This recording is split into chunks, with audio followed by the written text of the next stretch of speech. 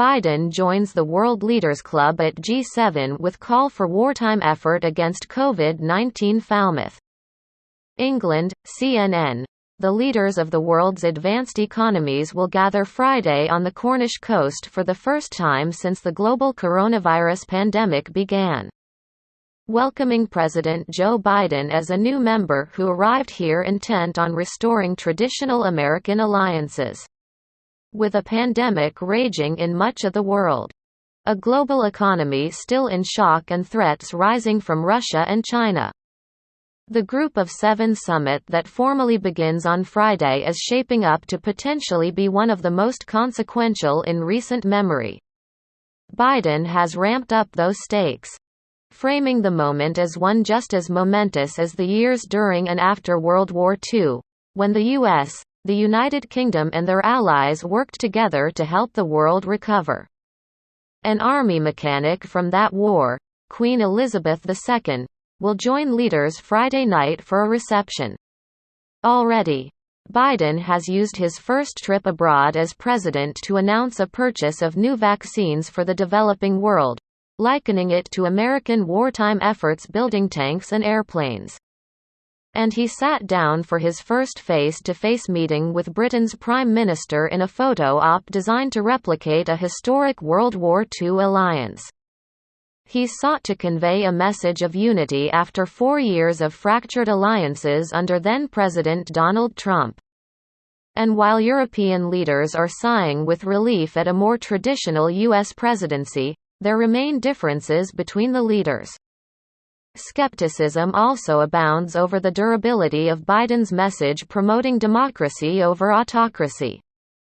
Biden has sought to use his new commitment on vaccines as a sign that democracies can deliver results for the world.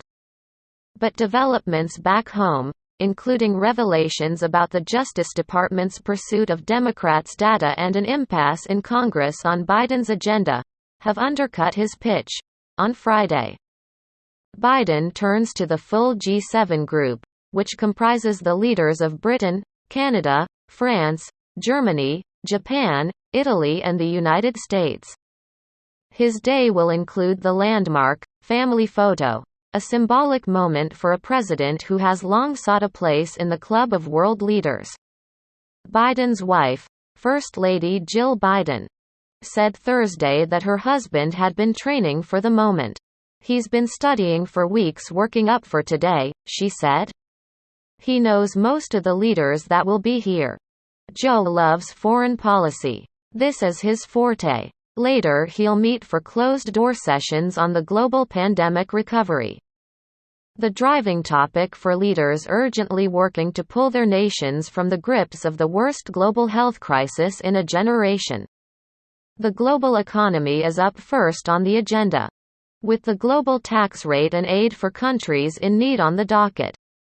These efforts, the White House said, will forge a more fair and inclusive global economy, as the world leaders gather in Cornwall. Biden and the G7 leaders, the White House said, will discuss ways to forge a more fair, sustainable, and inclusive global economy that meets the unique challenges of our time. President Biden and G7 partners are committed to a global recovery that benefits the middle class and working families at home and around the world. The group is expected to announce an endorsement for the global minimum tax of at least 15%. A Biden-led overhaul of the global tax system, after Treasury Secretary Janet Yellen and her finance minister counterparts announced an agreement on the matter earlier this month in London.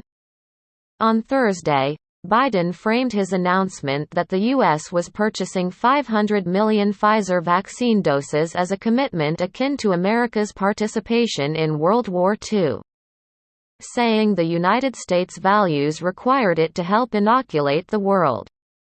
In times of trouble, Americans reach out to lend a helping hand. "That's who we are," Biden said, describing his vaccine announcement as historic, and citing the tragedies of the pandemic in the U.S. along with the government's Herculean effort to recover. "America will be the arsenal of vaccines in our fight against COVID-19," just as America was the arsenal of democracy during World War II, he said. Harkening later to tanks and planes built near the Pfizer plant in Michigan during the war.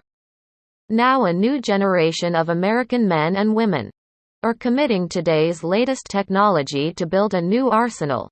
The United Kingdom is an old ally, including during the war. And Biden has sought to underscore those historic ties during his time here.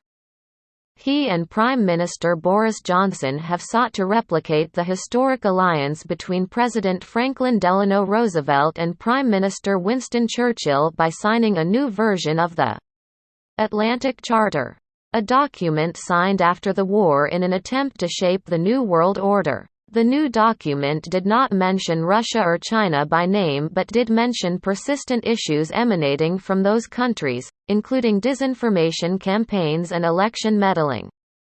It's been 80 years since the last one, it's about time that it gets refreshed, a senior administration official said ahead of the signing, which came during Biden's one-on-one talks with Johnson in Cornwall. The original really outlined what the post-war world order could and should look like. This new charter will make clear what the coming decades of the 21st century can and should look like. This is a breaking story and will be updated.